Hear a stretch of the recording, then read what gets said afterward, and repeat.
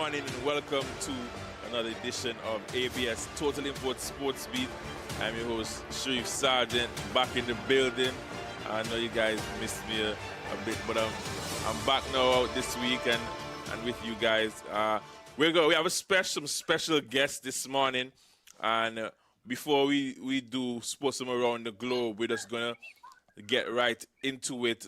There's the Calvin Air Foundation Player Identification Combine coming up, and we have a few coaches here joining us this morning. We have Mr. Sam White from Dubai City FC, and Harry Price and Chris Woodburn from UK Football, along with Laurie Dudfield from Brookhouse College, and they'll be joining us via Zoom.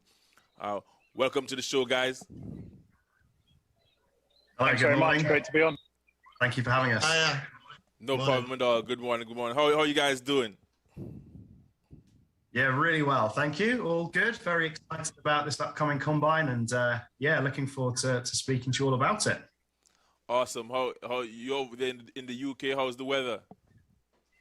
As expected, freezing cold, wet, raining, and we're looking forward to seeing some sun at some stage. But not the best as usual. Yes, excited to see some sunny weather and maybe hit the beach. Yeah.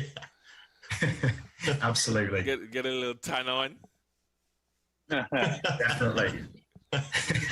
We all need it, I think. All right, awesome. So just for our listeners, can each of you guys, just introduce yourself and tell us what school or what club that you're associated with? Do you want to go first, Sam? Yeah, sure. Guys, it's a pleasure to be on. My name is Sam White, and I work over here in Dubai, and I've got some nice sun as it is already.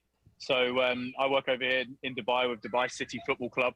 We're a professional club here in Dubai, and we essentially create pathways for young, talented football players from all around the world. And the club is represented with, I think 35 different nationalities across all of our squads, and hopefully the combine can add to that with some talented boys from Antigua. Yeah, so my name's Chris Woodburn. I'll be coming out. I'm one of the directors of UK Football Schools, along with Harry. So I'll be coming out. I'm representing about 15 different schools in the UK who are obviously looking for very talented boys, either be on scholarships or different pathways through. Really just looking to educate the parents and players about the different pathways and opportunities are in England. We've had a few Antiguan boys come across who are doing really well. Laurie, unfortunately, can't join us at the moment. He's coming from Brookhouse College. So Brookhouse College is probably one of the strongest footballing schools in the country. And obviously we're coming out and seeing. On the side, I also scout for a championship club who were in the Premier League. But that's just on the side as a bit of a casual scout. And so I'm mainly coming out for the schools and progression pathways. Yeah, and for myself, I'm the founder of UK Football Trials that we started 10 years ago. So our full-time role is running events all around the world.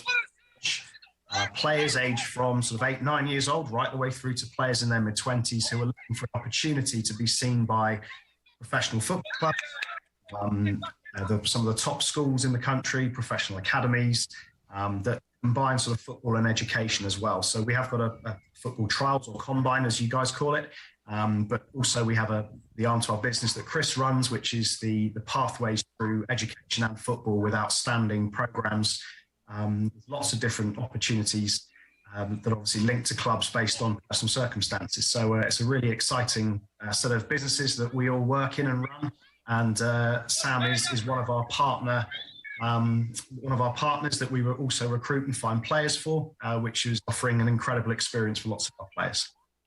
Okay, beautiful, beautiful. So tell me, how did this affiliation or relationship come about with Ricky Santos, president of GNFC and Antigua? Yeah, I mean, Ricky reached out to us. We've kind of got a global kind of presence now. We have lots of social media followers all over the world. We get inquiries from every corner of the world. 330 players we've just placed this year. So Ricky just reached out to us. told us a little bit about what he's doing. Obviously invited us to come out. He does work with a number of top colleges over here already and football clubs who we know of, and we speak to them regularly as well. But yeah, he just reached out to us, invited us, and we saw, heard good feedback, I think, from 2019 or 2020 when you had one. And yeah, so we accepted and looking forward to being there. Okay, so can you tell us about the combine setup for maybe for our listeners and those who would not be so knowledgeable at what takes place at a football combine?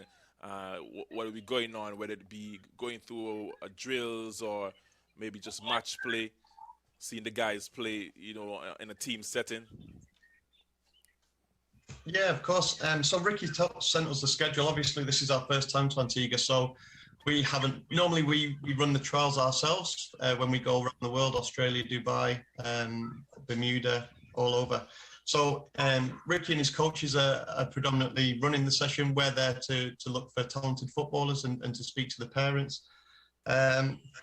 But I think it is just games, training sessions with the coaches, and yeah, it's going to be a good week of lots of football. So we're just there to kind of look for the best talent, really. I think our sole purpose of being there as well is, or one of our big purposes also, is to try and educate the players and parents about the different opportunities that exist, because it's not just a case of anybody can just rock up and get signed to a professional club. There are certain laws and there's obviously lots of legal things that come with signing for a professional club, including passports and where you live in the world. So we're going to be educating players and parents on that, and just presenting these different options and pathways to see if they are of interest, if that fits with what a player's looking to try and achieve. But certainly all of our programs offer this sort of football and education element, which is fantastic, so that players can do both. And depending on how things go through their footballing progression and careers, they can decide to go one way or the other, which is great. And so that's what Chris and Sam and the other guys will be able to speak to the players and parents about. But from a combine perspective, we've run these sorts of trials for 10 years, look at about 5,000 players live per year. And there's certain elements and qualities that everybody there will be looking for in the players. So it's very, very exciting because it's a place we haven't been to before. And we're absolutely sure there's going to be, some exceptional players over there. And lots of opportunities on show as well. So as we said, for the younger boys, there's not only, I think Ricky said about semi-professional and professional club opportunities, but for boarding schools that do football academies within them that offer scholarships. Obviously, for the older boys, there's professional clubs such as Dubai City, obviously based out in Dubai, playing one of the top leagues. So there's going to be lots of opportunities for all the players from 11 years old all the way through to open age. Okay, no. I think from our side of things here in Dubai as well, we share a lot of the same values as Generation Next, as Ricky, as UK football schools in such. We want to just offer a pathway for talented players. I'm guessing that the boys that we have, for example, here in Dubai now, we've got players. We've got one from Antigua currently. We have a couple from Bermuda and Cayman. And the island boys are very misrepresented around the world. And we just want to provide that pathway potentially into professional football for young, talented players. And the combine itself will give us an opportunity to watch them in training, see their attitudes, their characters, and probably even more importantly, see how they perform in a game. And hopefully we can offer them a journey into professional football here in Dubai. And if it's not that, there could be some amazing opportunities around the world with UK football schools. No, Chris, you spoke about in terms of the knowledge of the kids and the parents in regards to what they need to know and what they, in terms of transitioning over to the collegiate level. And what's the process like? Would they already have to graduate at high school? Or does it matter if they're already in college? Would they need not SATs is for more so the US, but tell us about some of this. Yeah, so as I mentioned, we're representing lots of different schools. Some schools are very football focused, where you train 4 hours a day. Some schools are quite academic. So depending on what parents are looking for, we can offer that. So if a parent had a son there or a daughter there who's exceptional at football, and we're probably good enough for a scholarship or some sort of partial scholarship, they would say to us, look, is there any schools that are very academic and we do 4 or 5 hours of football a week? And we say, yeah, this one. On the other hand, as I say, there are schools that do 4 hours of football a week and are very football focused, and thereby boys and girls from as young as 11 years old can go and attend there. They don't have to do entrance exams to these kind of schools. And so there's no kind of entry requirements to some schools. There are at other schools. It's all different, really. But that's why we're kind of coming out and speaking to people one-on-one if they wanted to make an appointment and speak to us, and we can share that information for them. The problem is with regards to boys and girls from all over the world who want to be professional footballers, they think that they can just be signed in England really easily, but that's not the case, because it's going to be difficult to, for example, going training on a Tuesday night with an 8-hour commute every Tuesday night. So they have to be here in England, obviously, to do that, and they need certain eligibility criteria. But the first step would be to come to one of these schools or these programs that we represent in Europe, in England, in Dubai, and then go from there. And that's the main thing. You need to get your foot in the door, and that's what these opportunities will provide, and the knowledge that we're going to share. Okay, so you said that you're representing multiple schools and doing scouting. Now, you would have had, of course, a list of what type of players that you guys are coming down here looking for. Can you tell us a little bit about that? Yeah, I think just from my point of view, before Sam will obviously be looking at something different to me, who will be looking at something different from Laurie, who's representing Brookhouse College. And Laurie was a professional footballer in the Premier League as well.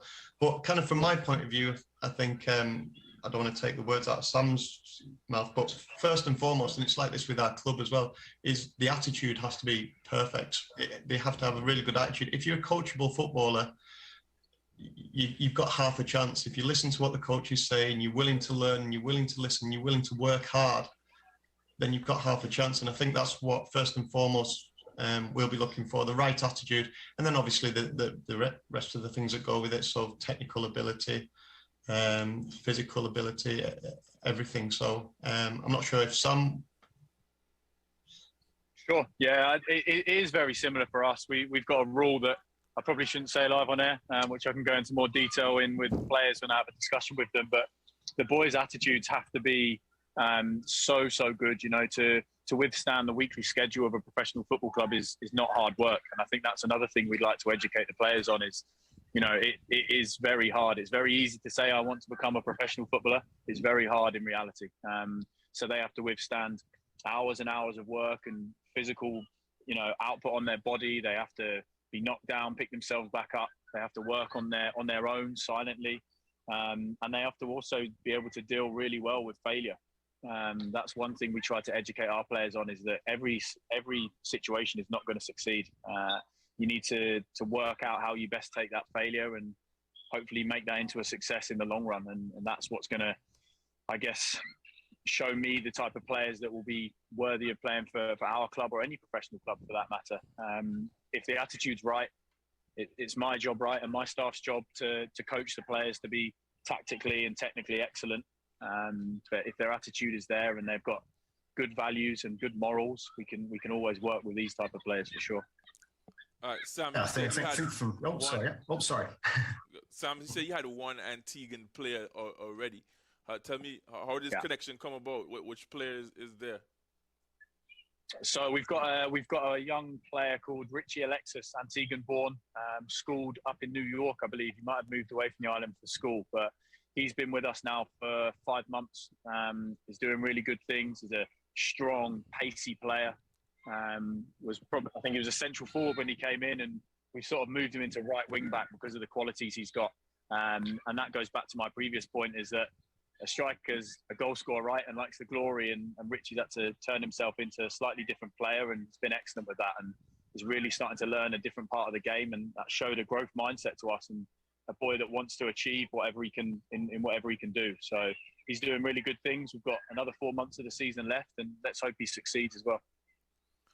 Okay, so I know in most cases with professional sports, myself also going through that route, where you're stationed in Dubai, so there'll be a case where you would have more local players than the imported ones? Or is the team just basically made up of whoever you decide to recruit? Yeah, that's a really good question. Really important question. And we have, the way that our senior teams work, we have a first team which play in the Division 1 out here, fully professional team. And when you get up to the top league, so the Premier League and then the Division 1 where our first team sit, there is restrictions on foreign players. Our under 23 squad, which is the squad that I predominantly oversee, as well as working with the first team, we kind of have not an unlimited pool, but we can have 2 squads of up to 28 players who can be of any nationality. And that's really unique around the world. That doesn't tend to happen anywhere else in the world. So no matter which country you're from or which visa you have or, where you were born, we've got, Dubai is a very welcoming place, and essentially lives and breathes different communities, nationalities, and all walks of life. So we're really lucky in the way that we can offer this opportunity to pretty much any talented footballer that is interested in the opportunity and fits our criteria to be able to come out here and play and create a small journey for themselves. And another thing, sometimes the level or the culture is different coming from the US to the UK. And, what has that been like, you being involved with the club and seeing how these guys transition? Honestly, it's one of the favorite parts of my job. We had this discussion in a team meeting yesterday saying how it's amazing. All of our paths have been so different. I've got a boy from Uganda in Africa sharing with somebody from the Cayman Islands, and they live next door to someone from Scotland who's rooming with someone from the UK. And it's kind of a full journey that these boys can understand how the boys growing up on the small islands learned their football, how the boys, living in big European countries like Spain and football-hungry countries like the UK, what was their football journey like? And the boys are learning from each other, and our group of staff are multinational and have all got different understandings and upbringings in the game, and putting that all into one big melting pot, we like to think is creating some really good football players and hopefully some opportunities for more and more of our players to go professional around the world. And if that journey is with us at any stage, then we're happy to be a part of that. What would you say is the biggest challenges in that, the diverse cultures and different levels of play and philosophies, etc.?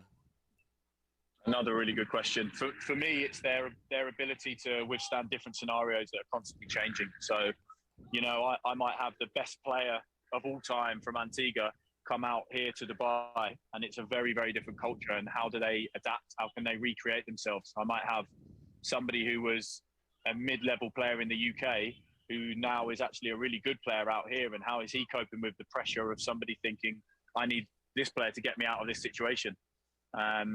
The different pressures and the way players deal with them tends to be the turning point on whether they can go further in their career or whether it's coming to an end. So we're just trying to help the boys psychologically and put them in a really good space to understand these lessons. Beautiful. Well, we're going to take a quick break. When we come back, we will continue speaking to you and also get into a little bit with Chris and what he's looking for as we look to head into this identification combine. I remember it's sponsored by the Calvin Ayre Foundation. We're going to be right back after this break here on ABS Total Import Sports Beat. Good morning. Welcome back to ABS Total Import Sports Beat. And we're here with our guests, the Sam White from Dubai City FC, and Harry Price and Chris Woodburn from UK Football. So, are you still with us, guys?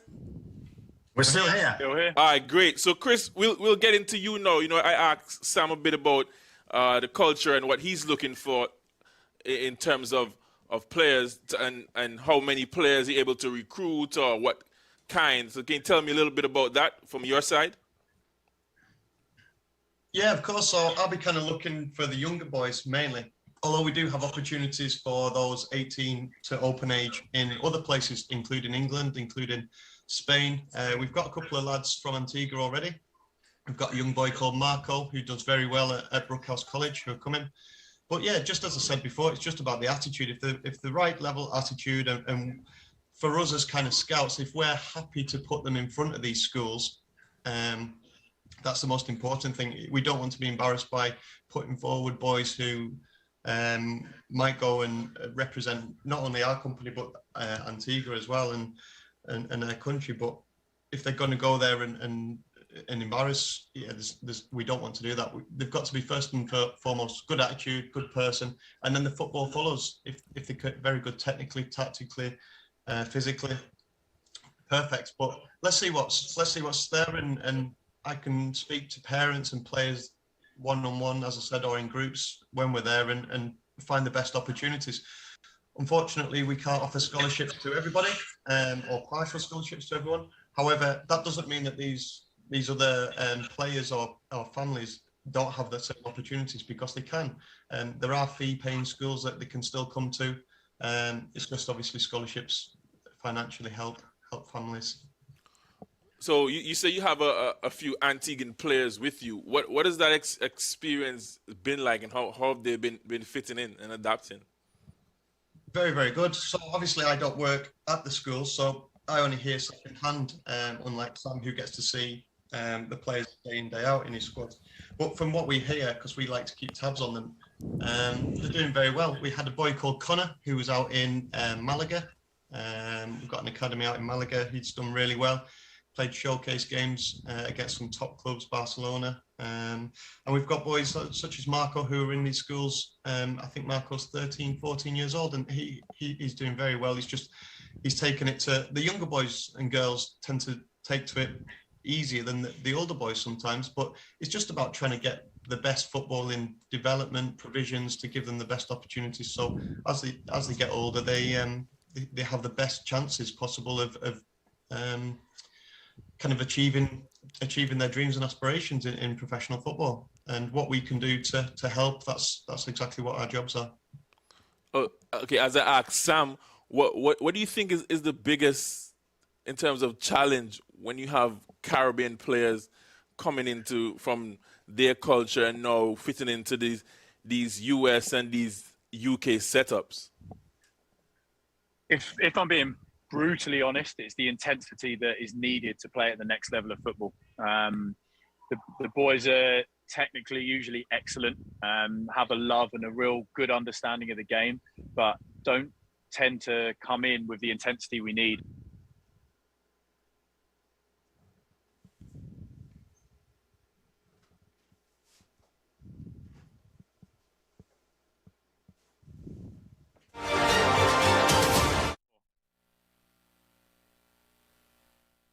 You still there? No. I think it's there. Might have said something I wasn't allowed to. Okay.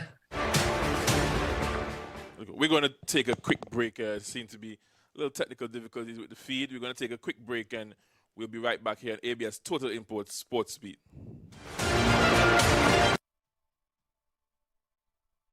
Total Import Sports Beat. We apologize for the short technical difficulties. We're here back again with Chris. You're there, Chris? Yeah, Harry and I are both here. Okay, perfect. So we'll just continue telling us what we're talking about in terms of adapting to the culture. Yeah, I think in terms of some of the things that I think we found from all of our players from different countries that come to the UK, the feedback that we get is perhaps the physicality of the game, certainly in the UK, the sort of pace at which it's played, the physical nature of the players over here. I think another thing as well is probably the weather for players in the UK. It's it's colder. Sometimes you're playing and it's snowing. Sometimes it's sort of minus temperatures. It can be pouring with rain, gale force winds. And then you're playing a sort of, can be playing in a big physical match. I think that's quite a difficult thing to adapt to, but it sort of battle hardens the players for bigger and better things. And certainly the players need to learn to be able to play at a lower level to prove themselves, and then they can work their way up the ladder. So that's perhaps culturally players from around the world all have to adapt to, and sometimes they find that difficult. Some people can't stand the cold. And the wet and the rain and the dark winters, but if they can do that and adapt, then see the opportunities are fantastic pushing forward. Okay, so you talk about some of the things that they learn. Now, what are some of the advantages like that they would bring to the team and maybe rub off on those cultures that are already there in the UK and the US? Not in terms of what these players bring. Everyone has different, as Sam was talking about. Sam was talking about the fact that you get players from different cultures, different backgrounds, and that also comes with different styles of play, different training methods. You get people from different parts of the world with different physical traits as well. And these people can all bring their thoughts, their opinions, their way of doing things to the table, to the club, to their teammates. And so everybody can learn kind of best practice. So it's always, there isn't sort of one system, one way of training, one way of recovering, one way of eating, one way of playing football. It isn't better than any other. It's all down to opinions in the game. And when you get from all around the world joining force in a squad or in a team, then everyone learns from each other. And that's something that certainly players from all over the world will bring to the table. Awesome.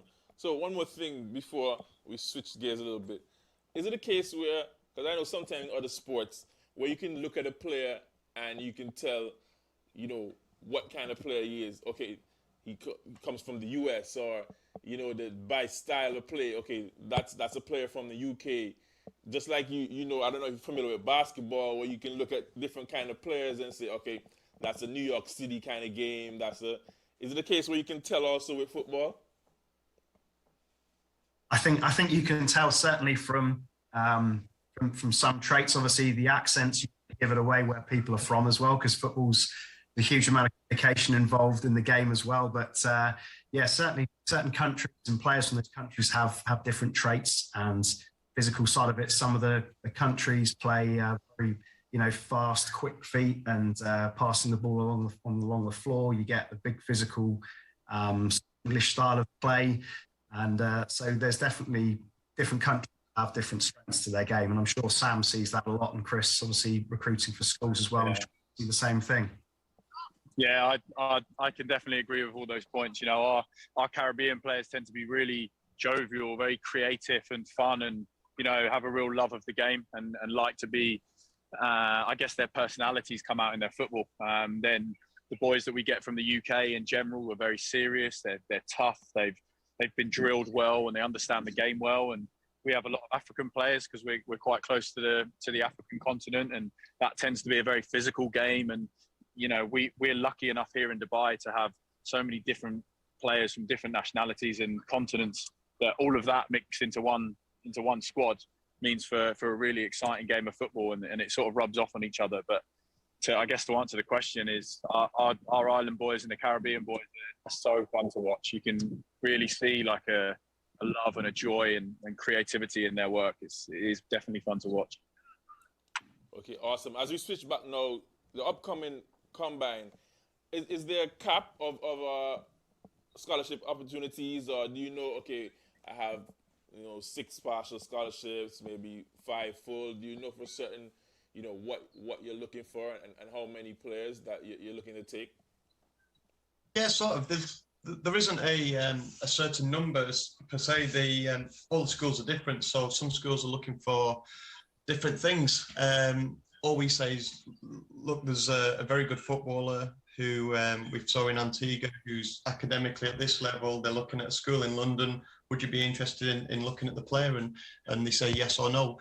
We've been very lucky in the past where we've managed to save families thousands and thousands, hundreds of thousands of pounds in scholarship money. But so yeah, there's just lots of opportunities, and so there isn't a set number. We're not looking at 1 or 3 or 5 at different ages. There's going to be lots, and all the scholarships are different. It's maybe not 100% scholarships, but half scholarships and percentage scholarships as well. And it's different for all different programs. That's also, it's very difficult to just say, yeah, there's 3 at this, scholarships at this. So, and we're joining lots of other American universities, football clubs in England as well. So there's going to be opportunities which are far and wide, if you will. We're just representing the top ones in England, obviously Dubai, Malaga, and universities as well. I'm not sure if we mentioned that. So yeah, lots of opportunities, and we can speak to families more when we're there.